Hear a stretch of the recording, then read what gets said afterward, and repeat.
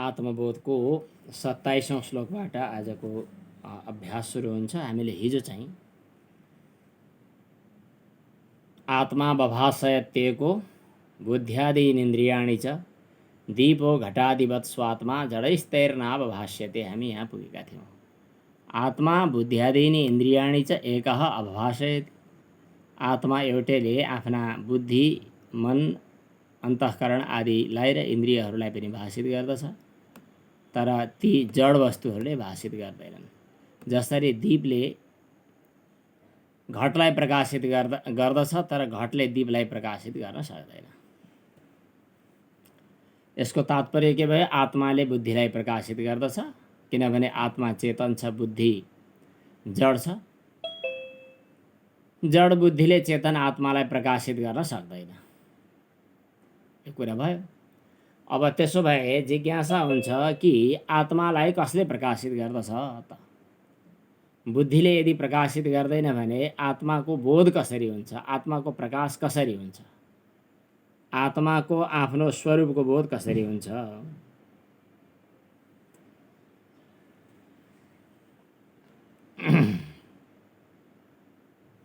आत्मा बुद्धि अहंकार आदि अपेक्षते। आत्मा को प्रकाश होनका लागि बुद्धि अहंकार आदि को आवश्यकता पर्दछ। त्यसो भए आत्मा को प्रकाश का लागि के को आवश्यकता पर्दछ त? केही त चाहियो, अरूले प्रकाशित गर्नु पर्ला भन्दै गर्दा अब यसको समाधानका लागि बताइयो कि होइन, आत्मा स्वयं प्रकाश छ, त्यसकारणले आत्माको प्रकाशका लागि अरूको आवश्यकता पर्दैन। अब यही कुरा यो श्लोकमा आइरहेको छ। स्वबोधे नान्यबोधेच्छा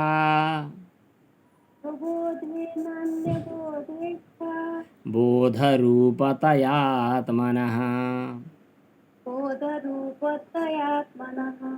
न दीपस्यन्यदीपेच्छा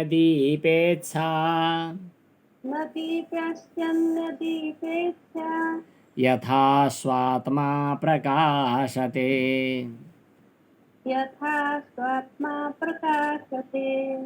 अथवा यथा स्वात्म प्रकाशने, यस्तो पनि पाठ छ कहीँ, यहाँ स्वात्मा प्रकाशते।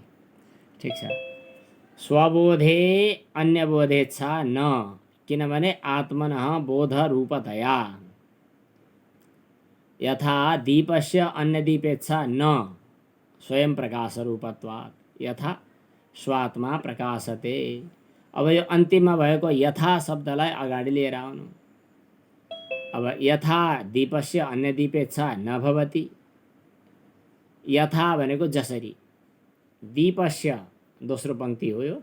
दीपस्य भनेको बत्तीको लागि, अन्यदीपेच्छा न, अरू कुनै बत्तीको प्रकाशको आवश्यकता पर्दैन, किनभने बत्ती स्वयं प्रकाश छ। यसलाई के भन्ने? स्वयं प्रकाश भन्ने। आफूले आफै उज्यालो पार्ने भएको हुनाले उसको एउटा नाम भनौँ अथवा संज्ञा भनौँ, उसलाई स्वयं प्रकाश भन्छ। आफू आफै प्रकाशित हुने, स्वयं प्रकाश भएको हुनाले बत्तीलाई प्रकाशित गर्न अर्को बत्तीको आवश्यकता जसरी पर्दैन। स्वयं प्रकाश भएको हुनाले बत्तीलाई उज्यालो पार्न अर्को बत्ती चाहिँदैन। दीपस्य अन्यदीपेच्छा न, दीपस्य बत्तीको लागि, यो स्य लगाएपछि को हुन्छ, यहाँ लागि थपिदिनु पर्यो। दीपस्य बत्तीको लागि, अन्यदीपेच्छा अर्को बत्तीको आवश्यकता न हुँदैन उज्यालो पार्न। अरू सबै वस्तुलाई उज्यालो बनाउने अर्को फोकस चाहिन्छ, तर बत्तीलाई चाहिँदैन। किन भन्दाखेरि स्वयं प्रकाश भएको हुनाले। त्यसै गरी आत्मनः बोधरूपतया, अब अगाडि आयो। आत्मनः भनेको आत्मा, बोधरूपतया भनेको आफै बोधरूप अथवा ज्ञानरूप भएको हुनाले, आफ्नो स्वरूप नै ज्ञान भएको हुनाले, चित नै उसको स्वरूप भएको हुनाले, थाह जानकारी नै उसको स्वरूप, उसको जानकारी हुन अर्काको जानकारीको आवश्यकता परेन।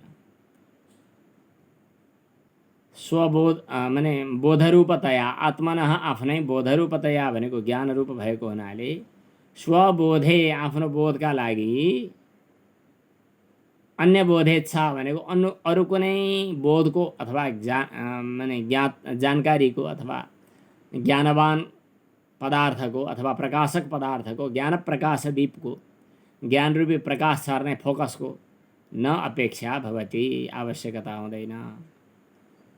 यथा स्वात्मा प्रकाशते, आत्मा स्वयमेव प्रकाशते, स्वात्मा स्वयं प्रकाशते, आफू आत्मा स्वयं प्रकाशित हुन्छ।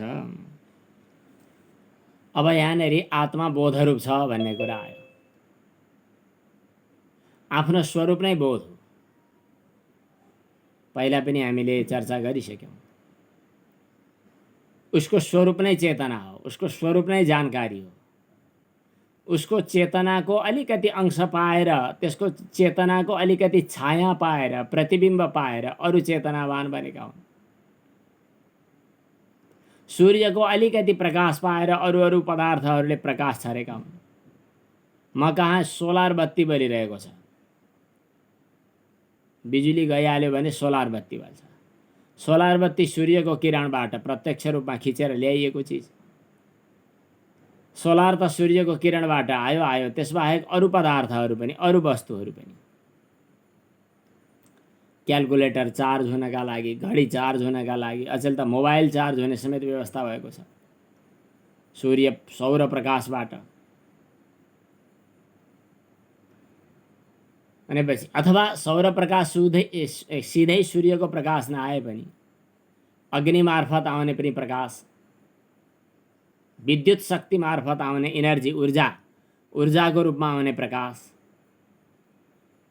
यी सबै प्रकाशको मूल पुञ्ज जो हो, त्यही मूल पुञ्जबाट आउने, मूल स्रोतबाट आउने प्रकाशहरूको अपेक्षा अरू सबै प्रकाशका लागि पर्छ। थाहा छैन सूर्यले अरू सबैलाई प्रकाशित गर्छ, तर सूर्यलाई कसले प्रकाशित गर्दछ? हामी शास्त्रको दृष्टिबाट हेर्छौँ, त्यही परमात्मा प्रकाशित गर्छ सूर्यलाई पनि। एक किसिमले भन्ने हो भने चक्षुरिन्द्रियद्वारा सूर्यरूपी रूपलाई विषय गर्नका लागि अर्को प्रकाशकको आवश्यकता परेन। जसरी घट प्रकाशित गर्न प्रकाशक सूर्यको आवश्यकता पर्यो, तर हुनसक्छ सूर्यलाई पनि कसैले फोकस दिइरह्यो होला। अब त्यो को हो त भन्दै गर्दा हामी कहाँ त आत्माकै टुङ्गोमा पुग्छौँ। यदादित्यगतम तेजो, बारम्बार भनिरहेका छौँ, सूर्यमा रहेको तेज जगतलाई प्रकाशित गर्दछ, त्यो मेरो तेज हो, भगवान भन्नुहुन्छ। यदादित्यगतम तेजो जगद्भासयतेऽखिलं, यच्चन्द्रमसि यच्चाग्नौ तत्तेजो विद्धि मामकं। भगवानले भन्दै हुनुहुन्छ कि मेरो तेज हो। अब रूपको प्रकाशकको रूपमा पनि सूर्यले प्रकाशित गर्दैछन् भनेर उदाहरणका लागि भन्यौँ, तर सूर्यलाई प्रकाशित गर्ने पनि आत्मा। अब यसै गरी हाम्रा तत्तत इन्द्रियहरूले तत्तत वस्तुहरूलाई ग्रहण गर्दछन्। तत्तत इन्द्रियले तत्तत वस्तुलाई ग्रहण गर्नका लागि तत्तत देवता उपकारकको रूपमा आवश्यक छ, बुझियो? जस्तै घ्राणेन्द्रिय, नाक इन्द्रियले गन्धलाई ग्रहण गर्दछन्। जसरी आँखाले रूप ग्रहण गर्दा सूर्य प्रकाशको आवश्यकता पर्दछ देवताको रूपमा, घ्राणेन्द्रिय अध्यात्मको रूपमा, के अरे चक्षुरेन्द्रिय अध्यात्मको रूपमा, रूप अधिभूतको रूपमा, अनि सूर्य देवता अथवा बत्ती चाहिँ अधिदेवको रूपमा छन्। त्यसै गरी जिब्रोले रस ग्रहण गर्यो भने जिब्रो चाहिँ अध्यात्मको रूपमा, रस चाहिँ अधिभूतको रूपमा, अनि जिब्रो र रसलाई उपकार गर्ने उपकारक देवता छन्, जसलाई हामी अधिदेव भन्दछौँ। ती हुन् को? जिब्रोसँग सम्बन्धित वरुण देवता, नाकसँग सम्बन्धित अश्विनी कुमार देवता। ती देवताको सहारा नभएसम्म यो इन्द्रियले त्यो वस्तुलाई ग्रहण गर्न सकेन भनेको त्यो वस्तुलाई प्रकाशित गर्न त्यो देवताको आवश्यकता पर्दछ। त्यो देवतालाई पनि त्यो गन्ध ग्रहण गर्ने सामर्थ्य दिने को हो नि? गन्ध ग्रहण गराउने सामर्थ्य दिने भनेर खोज्दै गयो भने त्यहाँ पनि परमात्मामै हामी पुग्छौँ। तत्तत देवताको माध्यमले तत्तत विषयलाई ग्रहण गर्न, तत्तत इन्द्रियलाई सहयोग गर्ने उपकारक तत्त्व के हो त भन्दा उही आत्मा हो। हामीले प्रकाश शब्दको अर्थ उज्यालो भनेर बुझ्छौँ। चक्षुरेन्द्रियले रूपलाई ग्रहण गर्ने बेला प्रकाशक सूर्य भए अथवा उज्यालो भयो। यो एउटा भन्नका लागि प्रकाश शब्दको त्यहाँ प्रयोग गरियो। हरेक विषयहरू एक किसिमले त्यो पनि प्रकाशित हुनु भन्न सकिन्छ। घ्राणेन्द्रियद्वारा गन्ध ग्रहण गरियो भने गन्धरूपी विषय प्रकाशित भयो, गन्धरूपी विषय घ्राणेन्द्रियको विषय बन्न पुग्यो, त्यो पनि प्रकाश हो। त्यो प्रकाशका लागि यो जस्तै चाक्षुष प्रकाशको आवश्यकता परेन, चक्षुरेन्द्रियद्वारा ग्रहण गरिने प्रकाशको आवश्यकता परेन, तर घ्राणेन्द्रियद्वारा आग्रेय वस्तुको ग्रहण गर्ने बेला त्यसको पनि प्रकाशक देवता जो वरुण के अरे अश्विनी कुमार देवताको रूपमा यहाँ बसिरहेका छन्, तिनी प्रकाशक उपकारक देवताको रूपमा आवश्यकता छन्। अब अश्विनी कुमारसँग गएर सोध्नु, ए अश्विनी कुमार तिमी त निकै तगडा रहेछौ भनेपछि अश्विनी कुमारले भन्छन् हो म तगडा छु, किन भनेर पनि सोध्दैनन्, प्रशंसा गरेपछि दङ्ग पर्छन्। अब सोधि नै हाल्यो भने उनी के भन्छन् त भन्दा म औषधि मूलो गर्दछु, देवताहरूको पनि वैद्य हुँ, तिमीहरूको यी फुच्चेहरूको पनि वैद्य हुँ। कसरी? ठिक्क यहाँ बसिया छ अश्विनी कुमार। यहाँ बसिसकेपछि यसले यो यहाँबाट हो नि सबै पाप पुण्य सबै भित्र छिराउने। अब त्यसपछि त्यहाँ बसेका देवताले चाहिँ यो जान हुन्छ वा हुन्न भनेर केही न केही भनिदिन्छन्। बासी पुरानो अखाद्य दुर्गन्धित पदार्थ छ भने ओह यो त रोगको घर हुनसक्छ नखा भनेर यसले भनिदिन्छ। धुम्रपान गर्दा मदिरापान गर्दा नाकले चाहिँ सुरुमा त नखा भनिदिन्छ, पछि गएपछि उसलाई पनि उन्मत्त बनाइदिइसकेपछि अनि जेसुकै गर मरे मर भन्छ अनि छोडिदिन्छ। अनि वरुण देवता त घ्राणेन्द्रियको उपकारक भएर तगडा भएर बसिरहेका छन्, तर वरुण देवतालाई सोध्यो अनि अश्विनी कुमार देवतालाई सोध्यो भने त्यो सामर्थ्य पनि परमात्माद्वारा प्राप्त भएको सामर्थ्य हो भन्ने कुरा उनले बताउँछन्। बताउनै पर्यो, उपाय छैन। त्वगिन्द्रियका उपकारक वायु देवता, श्रोत्रेन्द्रियका उपकारक दिग देवता, ती देवताहरूले ती विषयहरूलाई प्रकाशित गर्छ। प्रकाशित गर्नका लागि तत्तत उपकारक देवताको अपेक्षा रहन्छ। तर यहाँ स्वबोधे आफ्नो बोधका लागि अन्य बोधेच्छा छ न, अरू कसैको पनि बोधको इच्छा गर्दैन।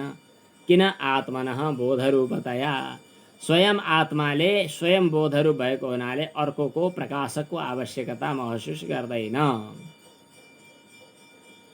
एउटा घटना घट्यो हिजो अस्ति कता गाउँतिर,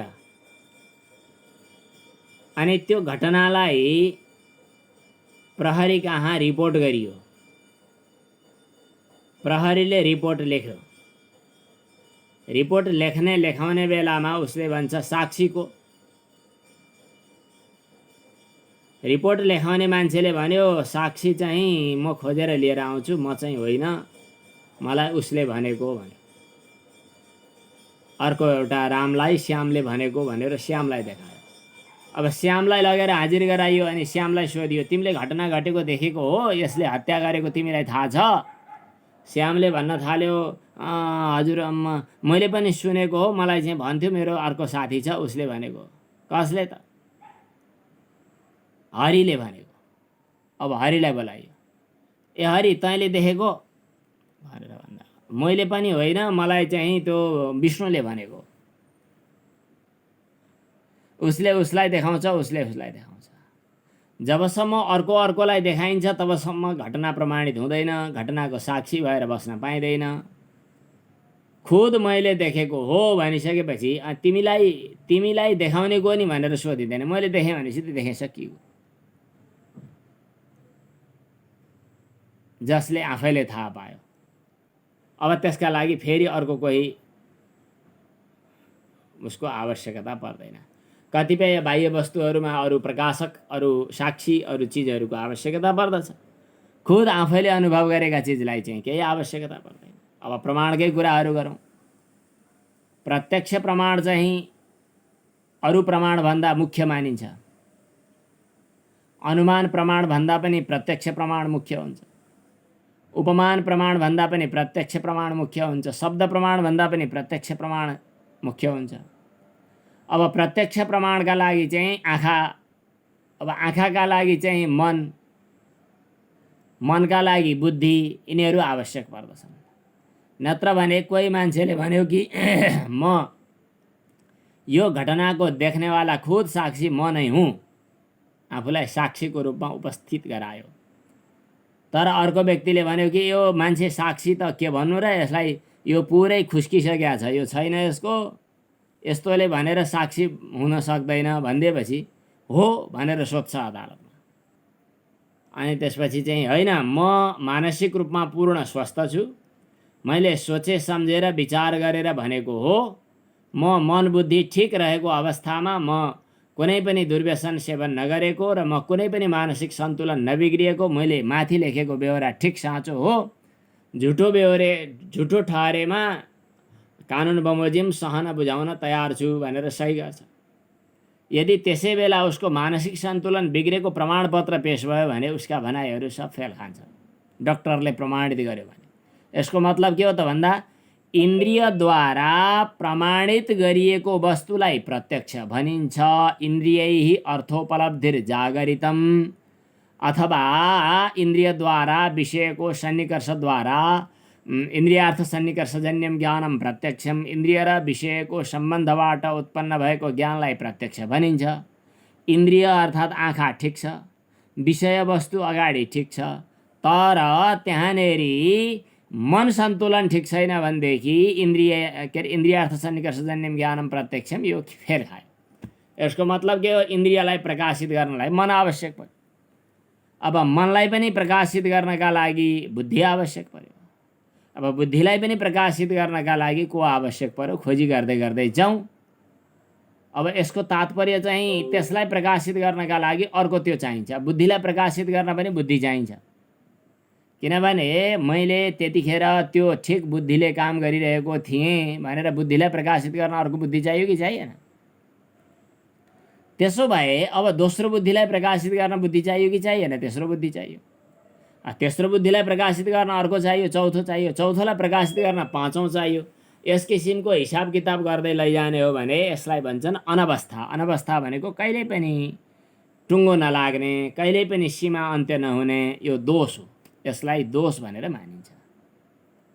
जस्तै राति अँध्यारोमा बत्ती बालेर, लाइट टर्च बालेर चाहिँ अँध्यारोमा हिँड्यो, टर्चले बाटो देखायो। अब टर्चलाई कसले देखाउने? अर्को कोही चाहियो। अब त्यो अर्को कोहीलाई कसले देखाउने? त्यसलाई कसले देखाउने? यो भन्दै जाने हो भने अनवस्था दोष हुन्छ, यो भन्न मिल्दैन। त्यसकारणले बुद्धिलाई प्रकाशित गर्ने पनि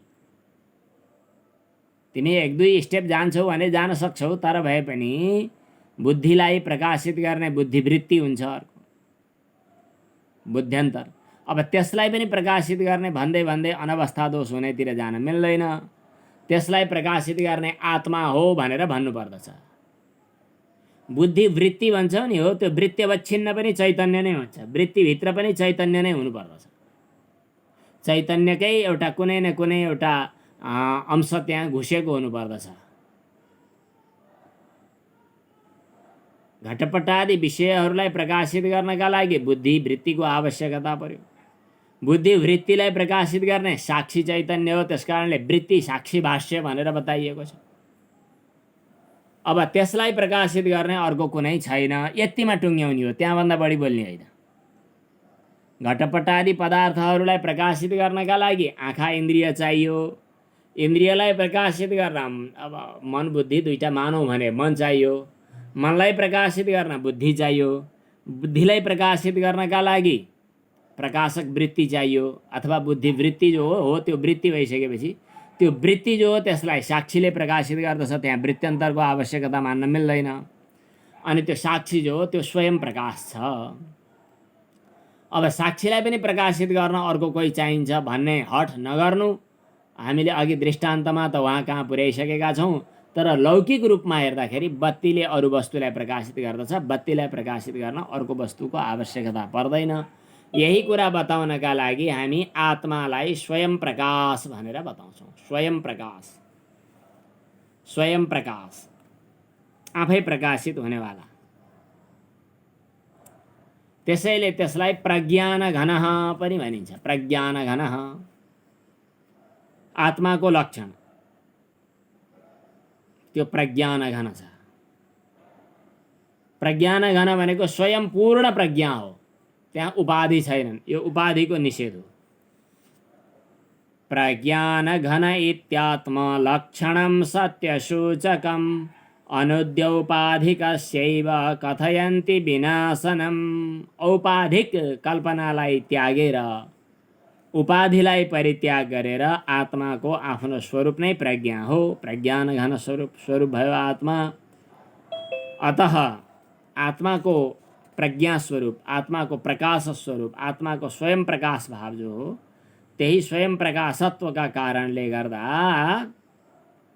आत्मालाई प्रकाश गर्ने अरू वस्तुको आवश्यकता परेन। आत्मा स्वयं प्रकाश छ।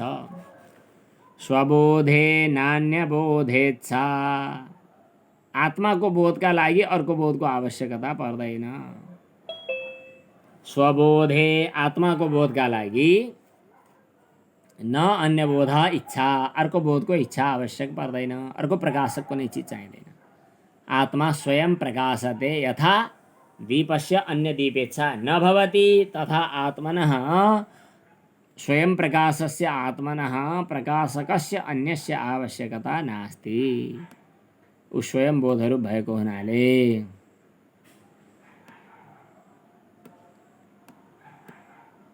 अब त्यसो भए अब एउटा ठुलै समस्या पर्यो।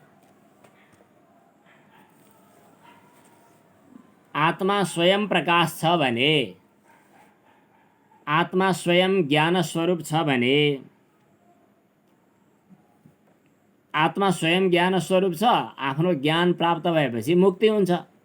तमेव विदित्वा अतिमृत्युमेति नान्यः पन्था विद्यते अयनाय। आत्मज्ञान भएपछि मोक्ष प्राप्त हुन्छ। आत्माको आफ्नो स्वरूप ज्ञान हुँदै हो।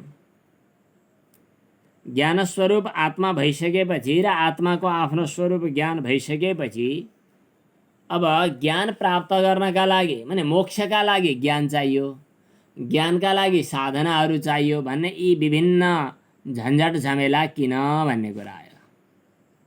यहाँ उपक्रम टीकामा लेखेको पनि छ। आत्मा स्वयं ज्ञान स्वरूप छ भने आत्माको साक्षात्कार गर्न जानुपर्ने, आत्माको साक्षात्कार गर्न केही प्रयत्न गर्नुपर्ने भन्ने कुरा पनि भएन।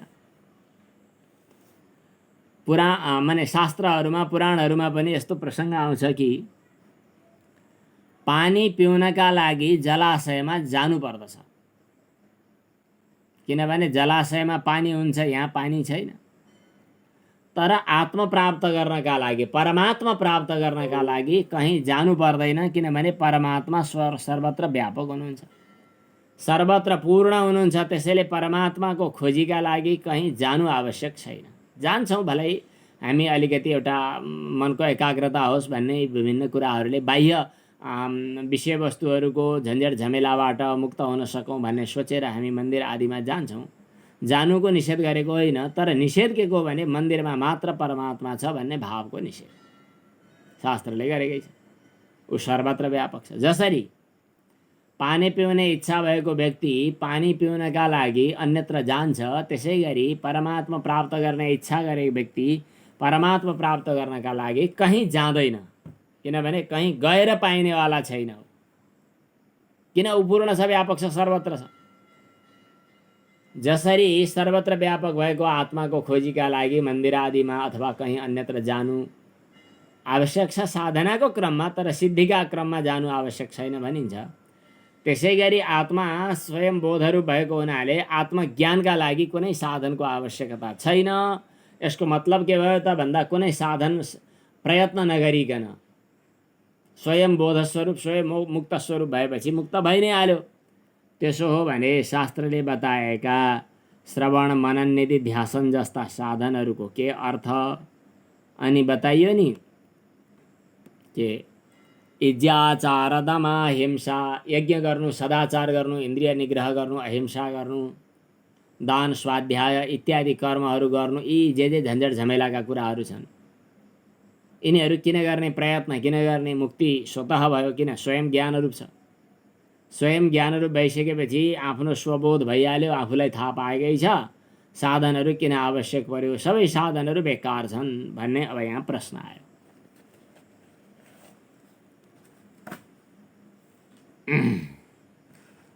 बुद्ध्यादि आत्मा न ज्ञेय, बुद्ध्यादिहरूद्वारा आत्मा ज्ञेय छैन। त्यस कारणले बुद्ध्यादिको उपयोग गर्न परेन। आत्मा स्वयं ज्ञान स्वरूप भनिहाल्यो तिमीले। त्यसो भए अरू उपायहरू खोज्नु पर्यो। अब अरू उपाय भनेका के हुन् त भन्दाखेरि चाहिँ नि, अब शास्त्रले बताएका केही मन्त्रहरू, साधनाहरू, उपदेशहरू, यी सब उपदेशहरू केका लागि? त्यही आत्मज्ञानको तयारीका लागि। अब ती के काम त भन्दा यहाँ अहिले दोस्रो तरिका पहिला अनि पहिलो तरिका पछि बताइएको छ। उपाय छ। के को लागि उपाय छ, आवश्यक छ भन्दा आफ्नो बोध हो, बोधस्वरूप हो, तर बोधस्वरूप हुँदा हुँदै पनि आफ्नो बोधस्वरूपलाई उपाधिले ढाकेको छ। के भन्ने? उपाधिले ढाकेको छ। के को उपाधि? अज्ञानको उपाधि। अज्ञानले ढाकेको छ भन्दै पनि हुन्छ सिधै। अज्ञानले ढाकेको छ भने पनि ठिक छ, त्यसलाई अब नचाहिएको अब फ्याँक्नु नै छ भुस, तर पनि त्यसको बारेमा निकै निधिखोजी गर्ने हो भने निधिखोजी गरौँ। अविद्यारूप, अज्ञानरूप मूल कारणबाट त्रिगुणात्मक प्रपञ्च खडा भयो। ती त्रिगुणात्मक प्रपञ्चहरूमध्ये के स्थूल सूक्ष्म कारण अथवा सात्विक राजस तामस 3 भागबाट अलग अलग तत्त्वहरू प्रकट भए। अनि ज्ञानेन्द्रिय, कर्मेन्द्रिय, पञ्चमहाभूत, तन्मात्रा अनि देवताहरू यी तयार भए। मन बुद्धि चित्त अहङ्कार यिनीहरू खडा भए। ती मन बुद्धि चित्त अहङ्कार रूपी उपाधिभित्र अनि स्थूल शरीर पनि खडा भइसक्यो। स्थूल शरीर रूप उपाधिभित्र एक किसिमको काल्पनिक दुनियाँ सिर्जना गरेर, जो आत्मनः सचिदंशश्च बुद्धेर वृत्तिरीति द्वयम, हिजो अस्ति पढिसक्यौँ।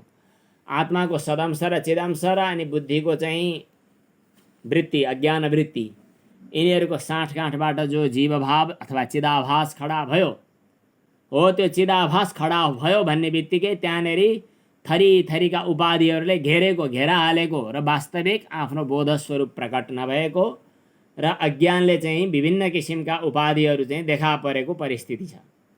त्यसले गर्दा आफ्नो बोधस्वरूप प्रकाशित छैन। भित्र घटमा बत्ती बलेको छ, तर बाहिर घटको आवरणले ढाकेर बत्ती बाहिर प्रकाशित छैन। बत्तीको उज्यालो बाहिर छरिन पाएको छैन, किनभने ढक्कनले ढाकेको छ। अब ती उपाधिलाई हटाउन पर्यो र भएको बत्ती प्रकाशलाई बुझ्न पर्यो। अब उपाधिलाई हटाए पनि त्यो कुरा बुझिन्छ। बुझ्नुपर्ने कुरालाई च्याप्प समाते पनि बुझिन्छ। अरू कुरातिर अलमल नभइकन बुझ्ने कुरालाई च्याप्प समातेर आत्मस्वरूप स्वस्वरूपलाई टपक्क समातेर बस्न सकियो भने त्यसलाई विधिमुख भनिन्छ। विधिमुखको तरिकाले, विधिको मार्गले, विधिको शैलीले, हो यो हो यही हो भनेर समाउने शैलीले आत्मतत्त्वको बोधमा स्थिर भएर बस्ने एउटा तरिका यो। एउटा तरिका चाहिँ माने इतर व्यावर्तन गर्ने। इतर व्यावर्तन भनेको चाहिएको वस्तुभन्दा अरू वस्तुलाई हटाउने। मोतीको दाना र चामलको दाना उस्तै छ। मोतीको पनि सानो सानो टुक्रा, अचेल पलिस लगाएको चावल हुन्छ, त्यो पनि टल्किएको सानो सानो टुक्रा। चामलको दाना, चामलको अलिकति एक मुठी चामलभित्र मोतीको दाना फुत्त खस्यो। मोतीको दानालाई टपक्क टिप्न सकिन्छ। हामीलाई चाहिएको मोती हो, चावल त पाइहालिन्छ, केही चावल खोज्न परेन चिन्ता। मोतीलाई टपक्क टिप्न सकियो भने पनि चामलको चिन्ता गर्नु परेन। मोती टिप्यो, हिँडो, भइगयो। यसलाई विधिमुख भन्छन्। मोती पत्तो लागेन, चामल चिनिन्छ। एक एक चामललाई टिप्दै फ्याँक्दै, टिप्दै सार्दै, टिप्दै सार्दै, टिप्दै सार्दै गरेर अनि हरेक चावलका दानाहरू हटाउँदै गइसकेपछि बाँकी रहेको चिज मोती हुन्छ भनेर मोती खोज्ने तरिका, यसलाई निषेधमुख। विधिमुखले चाहिँ यो ब्रह्म हो, अयम ब्रह्म, अयम आत्मा ब्रह्म, सत्यम ज्ञानम अनन्तम ब्रह्म, तत्त्वमसि अहम ब्रह्मास्मि, यस प्रकारका शब्दहरूद्वारा आत्मबोध गराइदिन्छ। यसलाई विधिमुख भन्छन्। यो पनि होइन त्यो पनि होइन भन्यो भने निषेधमुख भन्छन्। त्यसलाई शास्त्रमा नेति नेति भनेर बताइएको छ। न इति न इति, यो पनि होइन त्यो पनि होइन भनेर एक एक वस्तुलाई हटाउने, यसलाई निषेधमुख भन्छन्। अब श्लोक उच्चारण गरौँ। श्लोकको सामान्य अर्थ गरौँ अनि त्यसपछि थोरै विचार विमर्श गरौँला यसमा। निषिद्ध निखिलोपाधीन निषिद्धिलोपाधीन नेति नेतीति वाक्यतः नेति नेतीति वाक्यतः विद्यादैक्यं महावाक्यैर् नित्याद्वैक्यं महावाक्ये जीवात्मपरमात्मनोः जीवात्मपरमात्मनोः निषिद्ध निखिलोपाधीन नेति नेतीति वाक्यतः। यहाँ पहिला निषेधमुख अनि विधिमुख दुईटै कुरा छन्। नेति नेति इति वाक्यतः वेदवचन जब वेदान्त विचारका लागि हामी उपनिषद वचन पढ्न थाल्छौँ, गुरुबाट उपनिषद वाक्य सुन्छौँ, त्यतिखेर गुरुले निषेध गरेर बताइदिनुहुन्छ कि नेति नेति यो वस्तु पनि होइन त्यो पनि होइन भनेर। पहिला शरीरमा आत्मबुद्धि गरिरहेको छ, त्यो शरीरमा आत्मबुद्धि गर्नु छैन भन्ने सिकाउनका लागि गुरुले सर्वप्रथम तपस्या सिकाउनुहुन्छ, साधना सिकाउनुहुन्छ, गण्डकी स्नान, गङ्गा स्नान, उपवास, व्रत, नियम, यी व्रत नियमहरूले हजुरहरू साउनको सोमबार के भगवान शिवको स्मरणमा व्रत पूजा गर्ने गर्नुहुन्छ कि गर्नुहुन्न? अहिले म यहाँ प्रवचनमा बस्दैछु, नदीको किनारमा बोलबम भन्ने मान्छेहरू आइराखेका छन्, अहिले आवाज सुनिँदैछ। सायद त्यो पर्सिको व्रतको लागि आजैदेखि आइरहेका छन् मानिसहरू, बोलबम भन्दै। सोमबारकै दिन पारेर यो बम किन भन्छन्? बम त पड्काउने चिज हो, यस बारेमा पनि विचार विमर्श गरौँला, सोमबारकै दिनमा गरौँला। यी साधनाहरूले के गराउनु पर्दछ त भन्दा शरीर मुख्य चिज होइन, शरीरलाई तपित बनाएर, शरीरलाई उन्मत्त हुनबाट थोरै सावधान बनाएर, कोर्रा लगाएर, साधना गराएर अनि उसलाई चाहिँ हाम्रो अधीनमा रहने, उसको अधीनमा हामी जान नपर्ने बनाउने, सधाउने भन्छन् यसलाई। अनि उपदेश लिन जाँदा गुरुजीले भन्नुहुन्छ त्यो होइन त त्यो शरीर होइनस् भनेर बताइदिइसकेपछि न इति भयो। त्यसपछि मन होइन, प्राण होइन, बुद्धि होइन, अप्राणो ह्यमना शुभ्र इत्यादि श्रुति शासना कैवल्योपनिषद होला। यो होइन त्यो होइन भनेर एक एकको निषेध गर्दै गर्दै जानुलाई नेति नेति। पहिला चाहिँ अज्ञानका कार्यहरूलाई यो होइन यो होइन यो होइन भनेर प्रकृति पर्यन्त अनुधावन गर्ने, हरेक तत्त्वहरूको गणना भयो। सांख्य दर्शनमा 25 तत्त्व, योग दर्शनमा 26 तत्त्व, परमात्मालाई समेत लिँदा, आत्मालाई समेत लिँदा सांख्यमा 25 तत्त्व, प्रकृति समेतका अरू 24 तत्त्वहरूलाई जान्नु पर्दछ भन्ने कुरा आयो। 24 तत्त्वज्ञ यत्र कुत्र आश्रमे बसन् जटी मुण्डी शिखी वापी मुच्यते नात्र संशयः, यिनीहरूलाई बुझ्नु भनेको छ। जटा पाले पनि, टाउको मुण्डन गरे पनि, टुपी पाले पनि, मानव टुपी माने विधिपूर्वक है, अविधिपूर्वक उन्मादपूर्वक गर्नेलाई त भन्दिनँ, विधिपूर्वक टुपी काटे पनि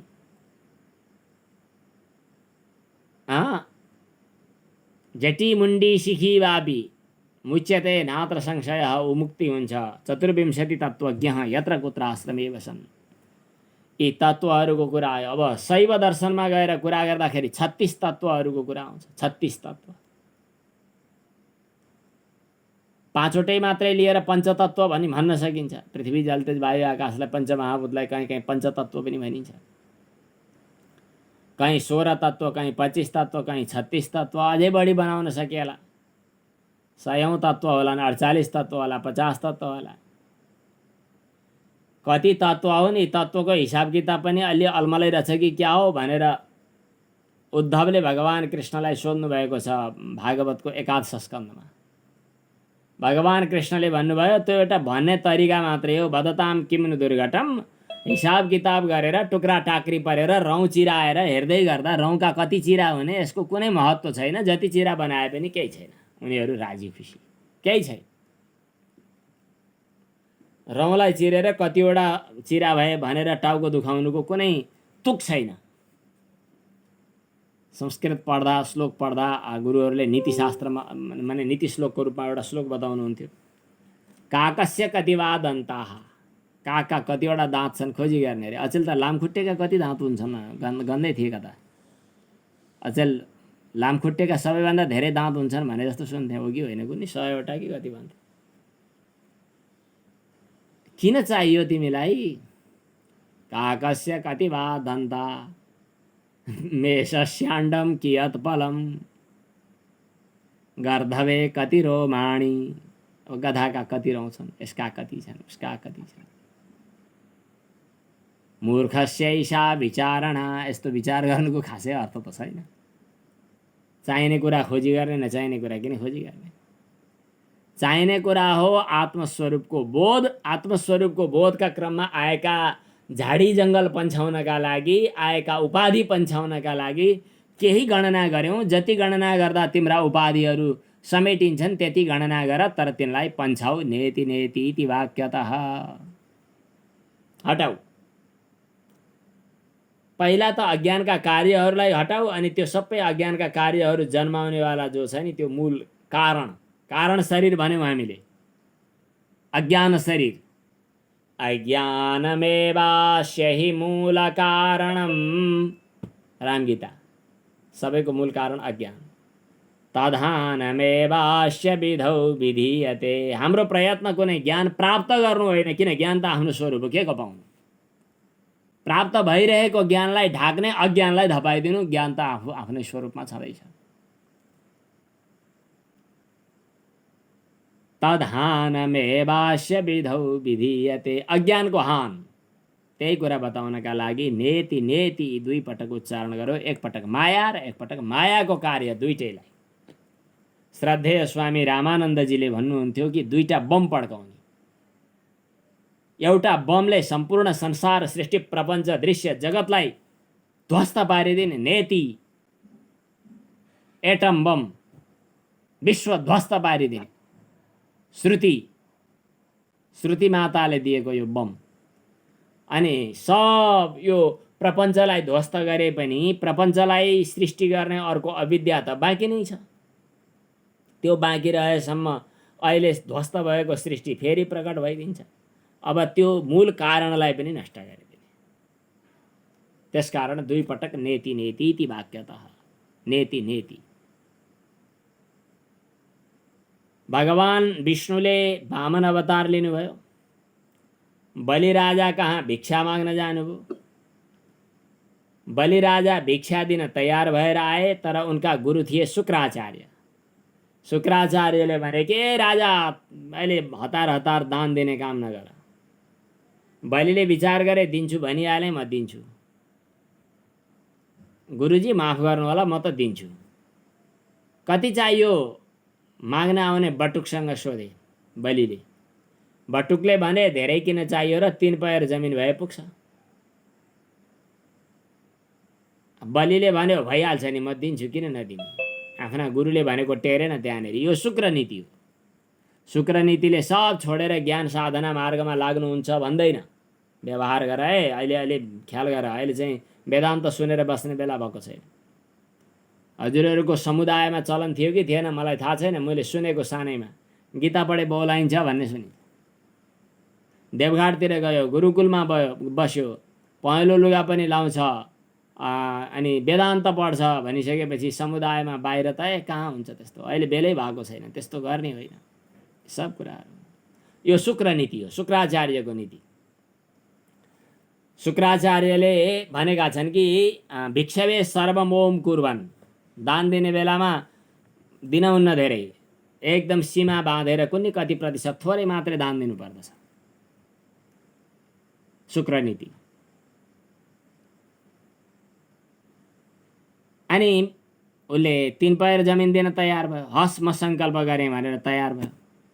भगवान नारायणले चाहिँ 1 पयरले चाहिँ पृथ्वी तल नाप्यो भने भनिएको छ। अर्थात् यो लोकको सम्पूर्ण वैभवलाई, सम्पूर्ण मेरो भन्ने चिजलाई नापिदिनु भयो।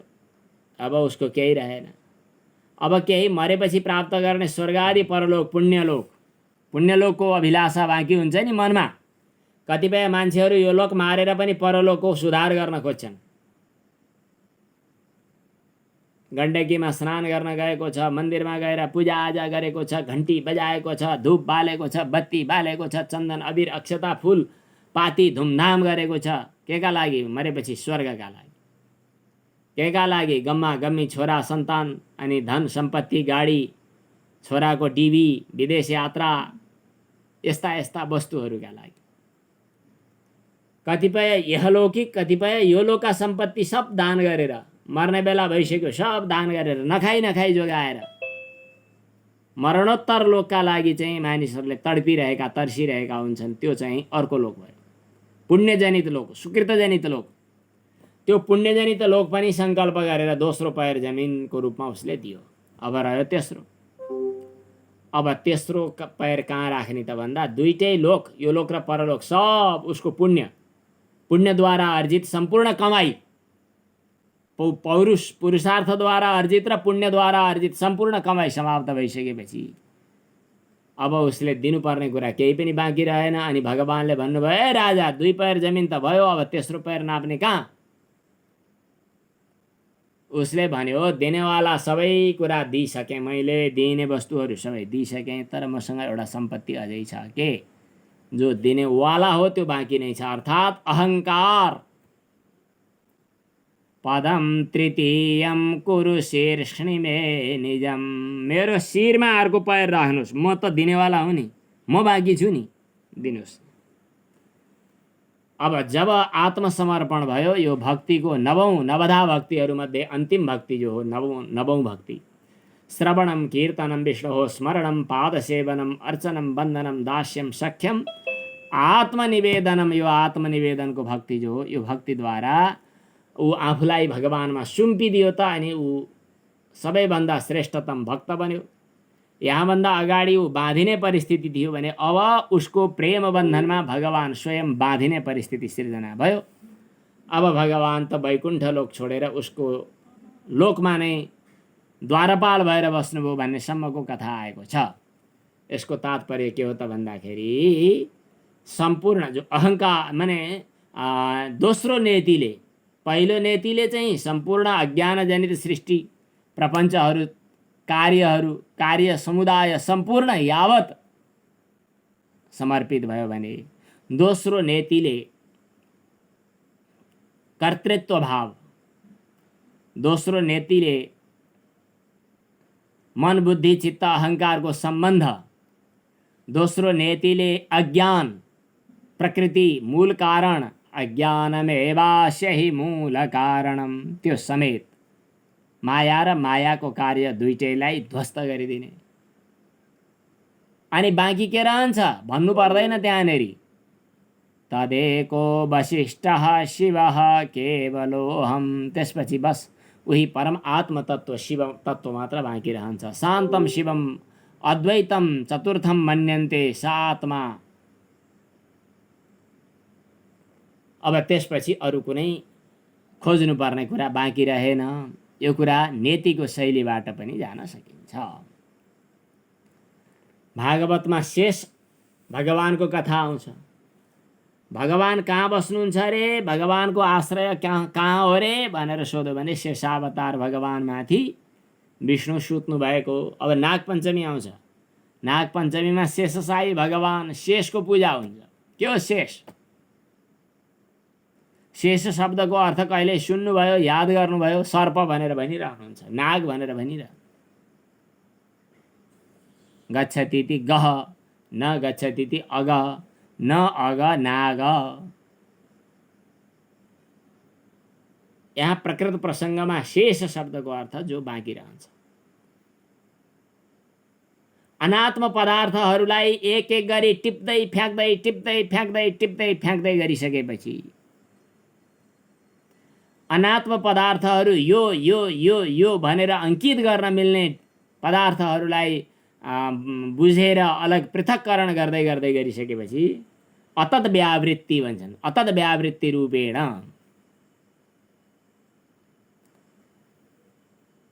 त्यो बाँकी रहेको तत्त्व जो हो त्यो चाहिँ हट्दैन, त्यो बाँकी रहेको जो तत्त्व हो, किनभने ऊ त हट्ने हटाइने विषय नै होइन, मात्र अनात्म पदार्थले उसलाई आवृत गरेको छ।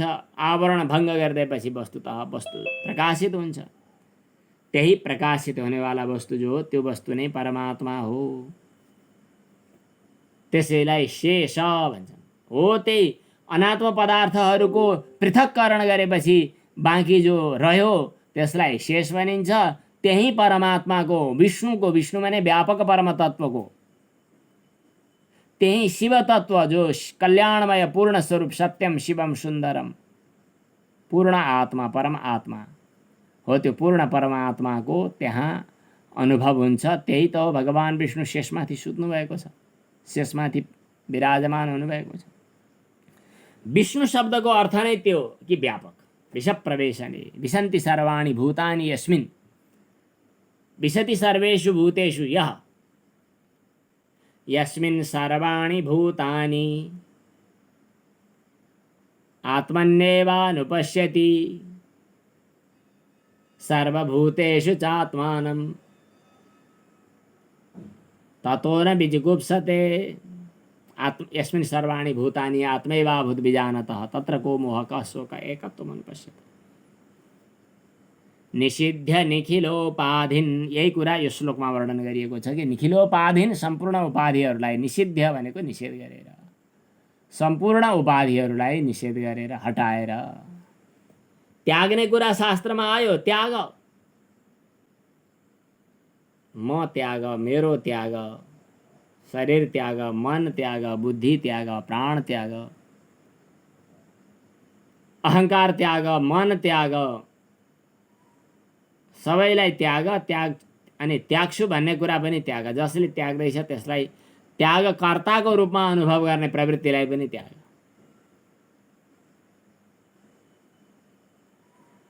नेति नेति भनेको यो। यही नेति नेति श्रुतिवाक्यको आधारमा बौद्ध दर्शनको महल खडा भयो, शून्यवादको महल खडा भयो। त्यसैले अद्वैतवादस्य हि पूर्वमेतं मन्येऽहमेतत् खलु के बौद्धवादम् अयुक्त एवास्त्यनयोर्विरोधो यतः श्रुतिः सा जननी द्वयोर्हि। अचेल त हाँगा फाड्दै गए, अचेल त भिन्न भिन्नै दुकानदारी बन्न थाले, अचेल यी कुराहरू गर्यो भने त्यही दर्शनका अनुयायीहरूले पनि यो स्वीकार गर्न राजी छैनन्। तर मूलम अन्वेच्छ सौम्य, मूल खोज, मूलमा गयो भने सम्पूर्ण विचारको समाहार हुन्छ, सम्पूर्ण विचारको मूल केन्द्र पत्तो लाग्छ अनि दर्शनका विवादहरू पनि समाधान हुन्छ। यो नेति नेतिको तरिकाबाट जाने, सर्वम शून्यम भन्ने तरिकाबाट जाने। भिक्षु नागसेनको कथा सुनाउँथेँ मैले, कतै बौद्ध ग्रन्थहरूमा पढेको। भिक्षु नागसेनलाई एकजना राजाले भोजनका लागि बोलाए। भिक्षुले भन्नुभयो भोजनका लागि बोलायो, तर भिक्षु नागसेन छैन। गाडी लिन पठाए। मैले पहिले भनेको कथा जस्तो लाग्छ, त्यसो भएर दोहोऱ्याउँदिनँ। गाडी लिन पठाए, भिक्षु नागसेन छैन भन्छन्। भोजन गर्न गए, ओहो हजुर आइदिनु भयो, खुसी लाग्यो। खुसी लाग्यो भन्यो राजा, तर भिक्षु नागसेन छैन भन्छन्। भोजन उजन गरे, दान दक्षिणा भयो, अनि गाडी चढेर जाने बेला भयो। अनि फेरि फेरि पनि दर्शन पाऊँ, आशीर्वाद पाऊँ। के आशीर्वाद दिनु, भिक्षु नागसेन छैन भन्छन्। आफै बसेर भात खाएर टन्न अगाएर गाडी चढेर हिँड्न लाग्दैछन् महात्मा भिक्षु, बौद्ध भिक्षु। अनि हदै भएपछि राजाले सोधे कि हजुर जतिखेर सुके भिक्षु नागसेन छैन भन्नुहुन्छ, हजुर को त? हजुर को हजुर भन्छन्। अहिले भर्खर गाडी चढ्दै हुनुहुन्छ, रथ चढ्दै हुनुहुन्छ। कहाँ छ रथ? यो रथ होइन, कहाँ छ रथ? भिक्षु नागसेन सोध्छन्। मैले त रथ त देख्थिनँ त यहाँ त। कामदार बोलाऊ। राजाले कामदार बोलाए। यो खोला, निकाल यसका सब कुराहरू। अनि खोल्न लगाए रथलाई। चक्का झिके, धुरा झिके, अनि त्यहाँ के हुन्छन् थाहा छैन, डन्डी झिके, अरू के हुन्छन् थाहा छैन, म जान्दिनँ। ती सबै चिजहरू एक एक गरी यो रथ हो भन्दै टिप्दै उता फ्याँक्दै। चक्का यो रथ हो होइन, उता झिकेर। धुराहरू यो हो होइन उता, अनि नट बोल्टुहरू यो हो होइन, फलेकहरू अथवा त्यहाँ के छन् उपकरणहरू यो हो होइन भनेपछि अब सबै कुरा हटाइसक्यो, त्यहाँ त केही पनि छैन। अनि फेरि भिक्षु नागसेनले सोध्नुभयो रथ खोइ त? राजाले भने रथ त यो सबैलाई भन्ने गरेको। त्यसो भए भिक्षु नागसेनले भन्नुभयो यो सबैलाई एक थोक भनिदेऊ तिमीले, भिक्षु नागसेन भन्यो, आत्मा भन्यो, को छ कहाँ छ के छ, के नभएको कुरालाई छ भन्ने तिम्रो कल्पना मात्रै हो।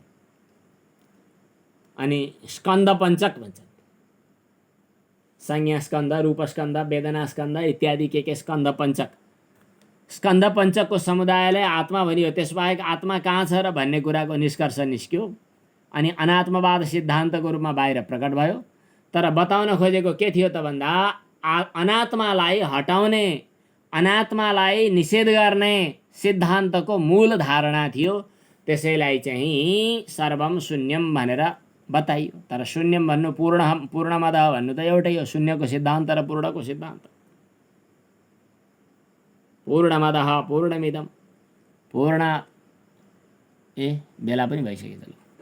निषिध्य निखिलोपाधिन् नेति नेतीति वाक्यतः विद्यात् ऐक्यं महावाक्यै। यो चाहिँ विधिवाक्य हो। जीवात्मा परमात्मनोः, जीवात्मा र परमात्माको एकता विधिवाक्यद्वारा बुझ्नु। निषेध वाक्यले लगेर शून्यमा छोडिदियो। अब यता जानु न उता जानु, हातले समाउनु न खुट्टाले टेक्नु, समाउने अखेटो न के टेक्ने अखेटो न समाउने हाँगो भन्ने त चलन छ। अब त्यसो भए समाउने आधार के हो त? त्यो हो आधार महावाक्य, त्यो हो विधिवाक्य, अनि त्यो हो पूर्णबोध। अब त्यसको लागि दोस्रो पंक्ति बाँकी छ। ओम पूर्णमदः पूर्णमिदं पूर्णात् पूर्णमुदच्यते पूर्णस्य पूर्णमादाय पूर्णमेवावशिष्यते। ओम शांति शांति शांति। ओम नमो नारायण।